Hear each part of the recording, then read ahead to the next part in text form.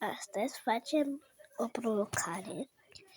Trebuie să facem unitatea asta. Noi să luăm cu ochii închiși de aici. O să fie tare.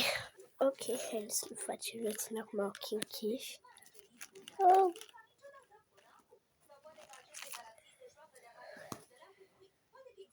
Ok, bej.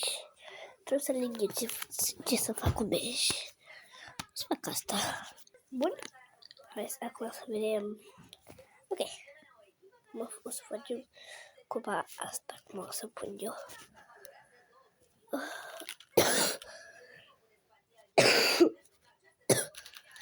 Ok, ce să aleg? Adică aleg, nu știu ce să zic. Ia, să vedem. Gri? Ok.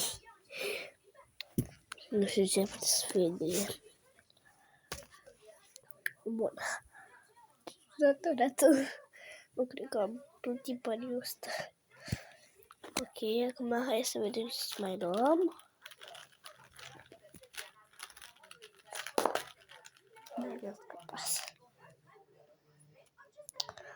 Vede. Care să fac asta? Oh my god, ce prost arată. Ok. Hai să vedem cine mai pică. Asta e una de aici. Eu nu văd, dar simt că aici se termină. Deci aici. Pasta. Noroc. Bun, gata. Uite, ok. Unde era aici?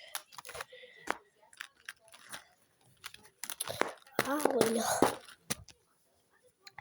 Bun, și acum o să facem pasta. Ok, hai să vedem.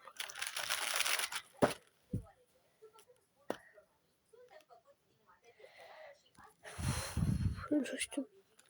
Unde să iau, vreau să pice o culoare bună. Ok. Să nu de acolo.